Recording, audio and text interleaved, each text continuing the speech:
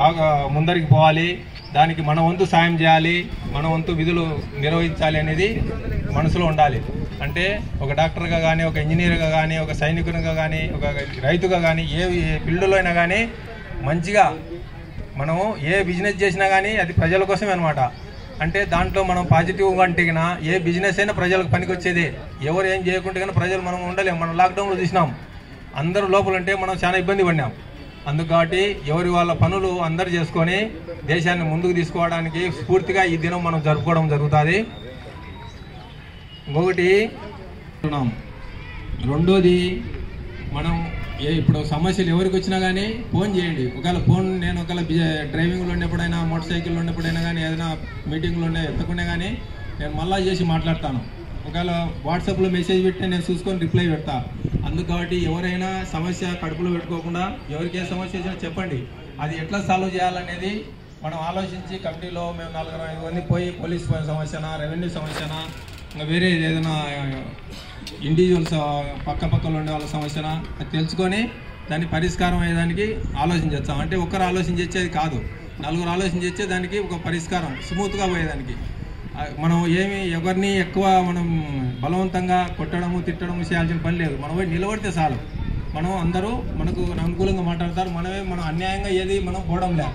మనం న్యాయంగా ఎవరైనా ఏ సమస్య వచ్చినా వాళ్ళు ఏమంటున్నారు, సార్ మాకు న్యాయంగా దక్కాల్సినది మాకు దక్కాలి, అన్యాయంగా ఏం అడగలేదు. మనం న్యాయంగా పోయేటప్పుడు మనకేం భయం లేదనమాట.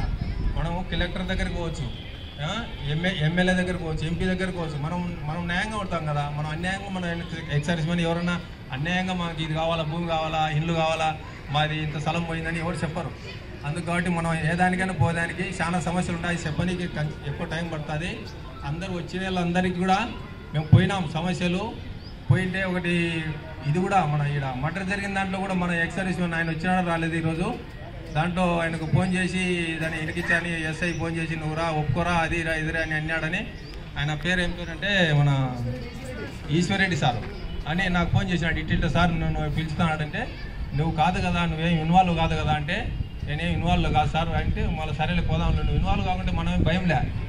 మనం పోయినాము పోలీస్ స్టేషన్కు. ఎస్ఐ కూడా ఆ రోజు మనకు సారీ చెప్పినాడు.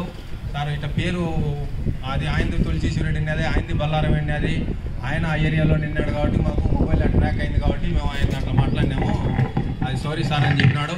అట్లాగా మనము ముందుగా ఏది వరకు కొట్టాడాల్సిన పల్లె. మనం ముందు మనకేమంటే మంది వైట్ షర్టు సైనికుడు అంటే ఎప్పుడైనా ఒక సమాజంలో గౌరవం ఉంది. సైనికుడన్నా, మాజీ సైనికుడన్నా ఈ దేశంలో వాళ్ళకి ఫస్ట్ ఒక గౌరవం అనేది వాళ్ళకే ఉంది అనమాట. అందుకని వైట్ షర్ట్ మీద ఒక చిన్న చిట్క పడినా కానీ మనకు కనిపించాలి. అందుకు కాబట్టి మనము ఏ అడుగు వేయాలని కానీ ఒక ఆలోచించి వేయాలి. మనం ఏదైనా మంచి చేయాలనే ఆలోచనతో అడుగు వేయాలి, కానీ చెడ్డ చేయాలనే ఆలోచనతో ఎప్పుడు కానీ మనం అడుగు వేయకూడదు. ఒక ఆలోచన వచ్చినా కానీ దాన్ని తీసేయాలి. మనం ఆయన కరెక్ట్ అన్నాడు కాబట్టి మనం పోయినాము. ఎస్ఐ కూడా సారీ చెప్పినాడు. ఆ రోజు ప్రాబ్లం కూడా సాల్వ్ అయింది. ఇంకా అన్ని సమస్యలు కొన్ని దండిగా ఉన్నాయి, కొన్ని జరుగుతున్నాయి. వాళ్ళందరి కొన్ని సమస్యలు సాల్వ్ కూడా అయినాయి. అయినా నేను మళ్ళీ తర్వాత కూడా చెప్తాను మీకు. ఇప్పుడు మనం ఒకటి ఈరోజు మనము ప్రతిజ్ఞ చేయాలన్నమాట. అందరు నిలబడండి సార్. భారతీయులందరూ నా సహోదరులు, నేను నా దేశాన్ని ప్రేమిస్తున్నాను. సుసంపన్నమైన బహువిధమైన నా దేశ వారసంపద నాకు గర్వకారణము. దీనికి అర్హత పొందడానికి సర్వదా నేను కృషి చేస్తాను. నా తల్లిదండ్రుల్ని, ఉపాధ్యాయుల్ని, పెద్దలందరినీ గౌరవిస్తాను.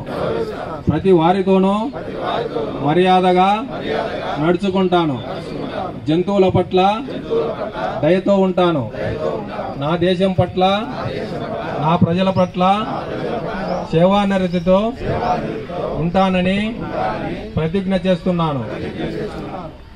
భారత్ మాతా కీ, భారత్ మాతా కీ, భారత్ మాతా కీ.